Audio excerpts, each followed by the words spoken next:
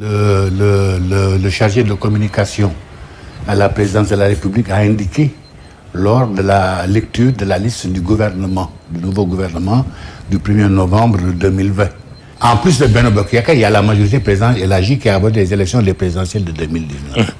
Donc c'est cette dynamique-là qui s'est poursuivie et qui a été un peu sanctionnée par l'ouverture formelle et publique d'un dialogue politique et du dialogue national. Oui. Le dialogue politique étant une composante d'ailleurs du dialogue national, qui sur 25 points en discussion, il y a eu un accord sur 23 points qui n'est pas rien, qui est significatif. Et pour la première fois dans l'histoire politique du Sénégal, un dialogue politique produit autant d'actes de convergence. Oui. Et le dialogue national se poursuit, et c'est ce qui a été sanctionné par des accords politiques et qui ont été à l'origine de la formalisation sous forme de gouvernement de ces accords politiques. S'y ajoute le contexte particulier qui appelle l'association de toutes les filles, tous les fils du Sénégal. Redressement. Le contexte. Vous souscrivez au terme redressement. Le contexte post-Covid, oui, qui appelle une vigilance accrue, oui, parce qu'il y a une incertitude qui est devant nous. Les limites des conséquences de ce contexte-là, il n'y a que Dieu seul sait jusqu'où ça va nous amener. L'environnement sous-régional hostile, qui fait que la question de la sécurité n'est plus perçue comme un élément de politique extérieure, mais comme un élément de politique intérieure. Et exactement la situation née de l'immigration accentuée qu'on observe depuis quelque temps, qui résulte en partie de la combinaison des facteurs endogènes comme des facteurs exogènes. Oui. Donc tout ça appelle un regroupement des forces vives de la nation. Un redressement? Redressement, non. Il n'y a pas de dynamique de redressement. Il y a une dynamique de poursuite actualisée. Mais Idriss Seck a utilisé le terme redresser. Oui, mais ça, le verbe redresser. Dans ce cas-là, interpeller le président Idriss Seck, il saura mieux que moi expliquer ce qu'il entend par redressement. Bien évidemment. Des discussions qui ont été entamées depuis 15 mois. Cela coïncide avec la période pré- ou en tout cas post-électorale. Vous le confirmez? Oui, parce que souvenez-vous que c'est au lendemain de la prestation de serment du président Macky Sall qu'il a lancé l'appel au dialogue. Il y a la forme visible du dialogue, il y a la forme souterraine du dialogue. Le dialogue, c'est des aspects différenciés devant aboutir à un même but. Il y avait un dialogue souterrain. Mais il est évident que le dialogue public est accompagné de concertations, si vous voulez, souterraines. Oui, mais sauf que ici, ça veut dire qu'on ne parlait pas de Covid à l'époque. La Covid, c'est depuis mars. Oui. C'est quand même, ça commence à être mars 2020. Il y a 15 mois, on était en 2019. Oui, mais le dialogue a précédé la Covid. Oui. L'initiative de lancer le dialogue et de le formaliser en installant un comité présidentiel de dialogue a précédé la Covid. Donc cette dynamique-là à laquelle Idriss Seck et d'autres ont participé depuis le début, mais a été sanctionnée par ce qui est en train de se faire actuellement. Le président Idriss Seck, président du Conseil économique, social et environnemental, a également dit, utilisant une image, que le train a pris la direction de 2035, voire au-delà. Est-ce qu'on peut penser que ce sont là les termes de l'accord politique entre le président Macky Sall et justement l'ancien Premier ministre Idriss Seck? Pour ce que j'en sais, l'accord porte sur comment ensemble prendre en charge les priorités du pays, préserver ses populations et son intégrité territoriale. Maintenant, la cuisine interne est riche. On peut aller du yassa au kaldou. Donc tout est dedans. Donc, mais fondamentalement, si l'action commune nourrit d'envisager une perspective qui va au-delà de 2035, pourquoi pas, ce serait tout bénéfice pour le pays. Ça signifie quoi politiquement? Ça signifie que l'accord politique se nourrit d'initiatives communes. Il y a un compagnonnage en cours. S'il y a entente durant ce compagnonnage-là, il y a osmose politique durant ce compagnonnage-là. Mais rien n'exclut qu'on puisse envisager l'avenir autrement qu'on l'envisageait antérieurement. De garder le pouvoir jusqu'en 2035 au moins. Seul le peuple sénégalais a la réponse à cette question, pas moi. Le prochain rendez-vous, c'est 2024. Le prochain rendez-vous, c'est 2021 pour les locales. Oui, on va en parler des locales, mais je parle de l'élection présidentielle en Pour le 2024. moment, je me préoccupe des échéances telles qu'elles se présentent devant nous. Très bien, on y va. Et il y en a deux avant les élections présidentielles. Je préfère me préoccuper Très bien. et de les enjamber positivement avant d'aborder la perspective Très bien. 2024. Parlons des élections locales. Elles vont se tenir en 2021. Inch'Allah Rabbi, ce qui est envisagé. À quelle date? Probablement en fin d'année, le temps de faire l'audit et la revue du fichier. Fin Du processus électoral. 2021, ces élections locales déjà reportées vont se tenir. Probablement, oui. Il n'est pas question de les coupler avec les législatives qui sont prévues en 2022. Pour le moment, ce n'est pas envisagé. Et ce n'est pas envisageable. Laissons le temps au temps. Oui, quelle est la position quand même du pouvoir? Parce que vous exercez le pouvoir. Oui. Des élections locales devaient déjà se Le tenir. respect du calendrier Elles ont républicain été repoussées. jusqu'à événement qui puisse modifier cette option. Pour le moment, la question ne se pose pas à notre niveau. La question de l'organisation des élections législatives en 2022 est une question réglée par le calendrier républicain.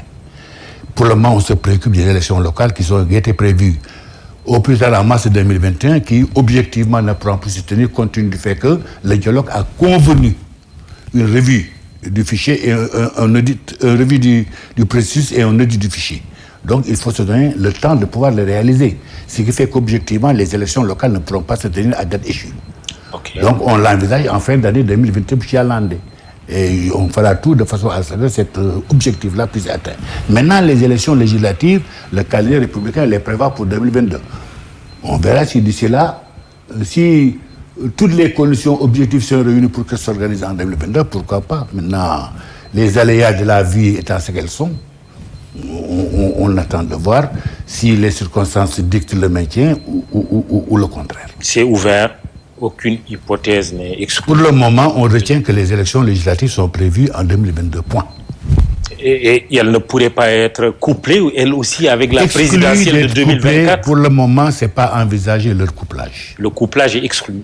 Pour le moment. Mais récapitulons.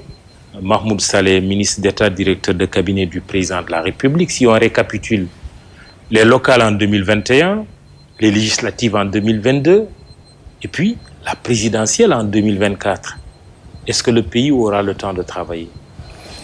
Le pays se donnera les moyens de tester ces échéances électorales que le calendrier républicain a dictées.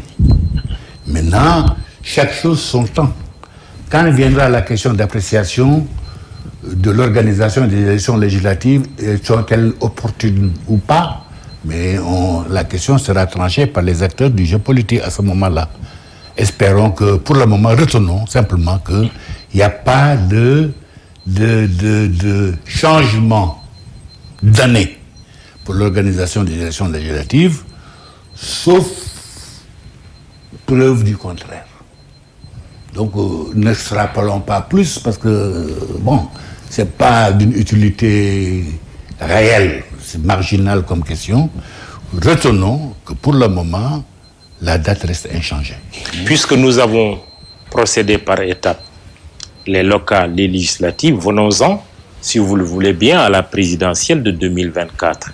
Je disais tout à l'heure, reprenant l'image d'Idrissa Seck, que leur compagnonnage ira jusqu'en 2035, voire au-delà. Mais il y a l'étape de 2024.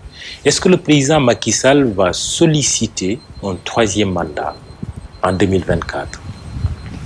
Voilà un débat qui n'est pas, de mon point de vue, d'intérêt particulier au vu de la situation. Parce que les circonstances politiques actuelles, les circonstances sociopolitiques, devrais-je dire, actuelles, imposent de concentrer l'attention du pays sur ce qu'il faut pour sortir de la situation dans laquelle il se trouve, avec les conséquences prévisibles et non prévisibles de la Covid-19. Concentrer l'attention du pays sur l'enjeu sécuritaire qui se pose en termes actuels, compte tenu de l'environnement sous-régional dans lequel le pays se trouve. La menace terroriste est là. Peut-être même, il y a des structures dormantes à l'intérieur du pays, seul Dieu sait. Donc, il y a autant de priorités qui doivent concentrer l'attention des populations et je pense que ce serait malvenu de déconcentrer l'attention des populations sur ces enjeux fondamentaux qui déterminent notre avenir immédiat au profit d'une perspective 2024 dont on a le temps de nous occuper. Laissons la perspective dormir en attendant que les circonstances l'actualisent et on l'abordera comme vous aurez envie. Oui, mais il se trouve qu'il y a des Sénégalais qui sont quand même un nombre important qui pensent que tout cela relève d'un arrangement politique, d'un deal politique. Quel Sénégalais pense ça? Quel Sénégalais? Vous n'avez pas entendu des Sénégalais J'entends souvent parler de de l'activisme deal politique, oui. Se préoccuper des choses dont ne se préoccupent pas les populations. Moi, j'ai pour habitude de me préoccuper des préoccupations qui sont celles des populations, pas de l'activisme politique, pas des gens qui agissent de façon marginale sur les cours politiques, qui n'impactent pas sur les cours politiques, sur les situations. Donc, je ne me préoccupe pas d'eux. Donc, moi, je réponds aux préoccupations du pays. Et les préoccupations du pays, c'est comment sortir de cette situation-là sain et sauf. Que Macky Sall, dans sa tête, envisage 2024 d'une manière ou d'une autre, pour le moment, la question n'est pas posée, y compris au niveau du président en personne. Il se préoccupe du sort du pays actuellement, comment réussir ses politiques, comment remettre le pays en marche, comment rattraper le retard dû par la Covid pour remettre le pays à son niveau de croissance avant Covid. C'est ça les priorités du président Macky Sall. Le 2024 n'est pas encore dans nos priorités. Ni de sa majorité, ni de lui-même. Et si son allié Idrissa Seck, on ne peut pas ne pas en parler, décider de se présenter en 2024. Mais il aurait absolument le droit de se le faire s'il en a envie. Aucun accord n'est noué pour lui introduire cette perspective, cette possibilité future. Aucune. Aucun accord n'est noué pour lui passer le relais. Aucun accord, à ma connaissance, n'est noué pour ça aussi. Pour le moment, travaillons à nous de cet accord. On vient de le commencer. Prions Dieu pour qu'il réussisse. Ce serait au profit du pays, ce sera pas au profit des acteurs qui sont concernés par les accords. Les acteurs qui sont concernés l'ont fait au nom du pays, au nom des populations du pays, pas pour eux-mêmes. Donc, positivons, ne soyons pas négatifs. Njort bu ñaaw, comme on dit, c'est pas le fait de jullit. Nous avons njort bu rafet xam ni affaire bi pour réew mi taxaw jëm kanam dans la bonne direction que c'est fait. Maintenant, ce qui peut en résulter, on laisse l'histoire juger. Le départ de certains responsables a été largement commenté, départ du gouvernement, je veux dire Mohamed Boun Abdallah Dionne, Amadou Ba, Ali Ngouille Ndiaye, Oumar Youm, sans oublier Mohamedou Makhtar Cissé et Madame Aminata Touré de la présidence du Conseil économique, social et environnemental au profit d'Idrissa Seck. Ces départs seraient-ils liés à un délit d'ambition présidentielle? Je ne les connais pas, je ne leur connais pas une ambition présidentielle ouverte et publiquement assumée. S'ils en nourrissent, je ne saurais le confirmer vraiment parce que rien dans ce qu'ils ont eu à faire, ont eu à dire, ne peut me permettre, moi, de les caractériser comme portant des ambitions par rapport au fauteuil présidentiel. C'est que ce n'est pas la première fois que des responsables, le grand responsable du parti quitte le gouvernement. Je ne suis jamais entré dans le gouvernement depuis 2012. Si, de par l'histoire et par légitimité, qu'on se réclame pour se positionner grand responsable, on devrait me reconnaître, moi aussi, le statut de grand responsable. Et des centaines de Mahmoud Saleh existent dans le parti, qui ont été à la base de la constitution du parti, à la base de l'installation du parti, à la base de la conquête du pouvoir en 2012. Ils n'ont jamais été responsabilisés à ce niveau. Et ils sont là. Ils sont des milliers. Encore que ceux dont on dit que c'est des grands responsables, c'est vrai que c'est des responsables, appréciés en fonction de leur rapport individuel, chacun avec l'histoire du parti. Le rapport d'historicité n'existe pas. La légitimité politique du point de vue du parti n'existe pas. La légitimité historique du point de vue du parti n'existe pas. Aucun d'entre eux n'a participé à générer les fondamentaux de l'Alliance pour la République. Aucun. Même Mohamed Boun Abdallah Dionne, par exemple, pour donner son exemple, parce qu'il était là avant même l'arrivée du président Macky Sall au pouvoir, non? Je ne me répète aucun. Aucun. Je suis bien clair. Aucun n'a un rapport de légitimité politique ni historique avec le parti. Aucun. Donc, ils ont occupé et ils continuent à occuper des responsabilités imminentes dans le parti, mais constatons qu'aucun n'en est produit. Et c'est probablement d'autres circonstances qui les ont amenés à sous-muser avec le parti. On vous prête le néologisme, oui. Aucun n'en est plus. Donc, revenons à la raison. Arrêtons. Oui. Parce que tel a eu une position administrative d'un niveau X, que forcément, il est grand responsable du parti. Les deux ne sont pas liés. La position administrative ne confère pas une responsabilité politique. La responsabilité politique, elle se conquiert à la base. Ce qu'on a à l'intérieur du parti. Pas parce qu'un décret m'a mis dans telle ou telle position administrative. On en use souvent pour s'imposer. Mais si jamais d'osmose réelle fondamentalement, et les circonstances nous conduiront à avoir l'attestation de cette réalité-là, y compris au sein de notre propre parti. Que leur reprocherait-on? Est-ce que le Rien président particulièrement a à ma connaissance, reproché en les enlevant du gouvernement? À ma connaissance, rien. Simplement, c'est des circonstances politiques qui dictent la construction de leviers d'intervention. Le gouvernement en est un. Donc, probablement, les circonstances qu'ils ont devant nous et ce qu'elles exigent ont appelé du président de réajuster son équipe gouvernementale. Il a pensé que c'est ce qu'il a mis dans le gouvernement qui était plus adapté à ce qu'il attend du nouveau gouvernement que ce qui était antérieurement. Sans plus, d'autres ont subi la même situation et l'ont géré avec beaucoup de responsabilités, y compris ceux qui viennent de quitter le gouvernement. Actuellement, ils sont en train de le gérer avec beaucoup de retenue et beaucoup de responsabilités. Et je salue cela. À côté du gouvernement, il y a le Conseil économique, social et environnemental qui avait à sa tête Aminata Touré. Est-ce que son départ serait lié à un fait de gestion? À ma connaissance, non. Quand on parle de bombes, cela n'existerait pas. Il faudrait certainement, probablement demander à ceux qui en parlent. Moi, je n'en parle pas. Donc, je serais incapable de certifier si bombe existe ou bombe n'existe pas. Pour ce que j'en sais, c'est un réaménagement du dispositif politique propre du président de la République qui a abouti au départ de Mme Aminata Touré, sœur et amie, du reste, que j'apprécie beaucoup, avec laquelle j'entretiens des relations d'amitié depuis 72, 73. Donc, c'est pas avec le président Macky Sall qu'on a commencé à nous fréquenter, mais les circonstances ont amené certainement son déplacement. Probablement, d'autres choses peuvent être envisagées dans l'avenir pour elle. Et qu'un dispositif politique nouveau a été installé qui correspond aux besoins et aux exigences du moment. Elle pourrait être nommée ailleurs? Seul le président a la réponse. Je le souhaite vivement en ce qui me concerne. Vous le souhaitez? Tout à fait. Sauf qu'elle n'a pas jugé utile, pendant son départ, de remercier le chef de l'État. Elle ne s'est pas déplacée lors de la dernière réunion de la direction de votre parti. Y a-t-il un cas Aminata Touré aujourd'hui au sein de la République? Il y a un cas Sénégal. Il n'y a pas de cas Aminata Touré. Et c'est absenté comme d'autres se sont absentés. Et ce n'est pas la première fois qu'elle s'absente. Elle a eu certainement des raisons objectives qui justifient qu'elle n'ait pas pu se présenter à la réunion, comme ça peut arriver à chacun d'entre nous. Donc, de mon point de vue, vraiment, il n'y a rien de particulier qui justifie qu'on spécule sur la présence ou non de Mme Aminata Touré. C'est chose courante de s'absenter à une réunion. Il n'y a pas un délit de s'absenter à une réunion de direction du parti. Maintenant, les remerciements, vous savez, il y a ce qui est public et ce qui est privé.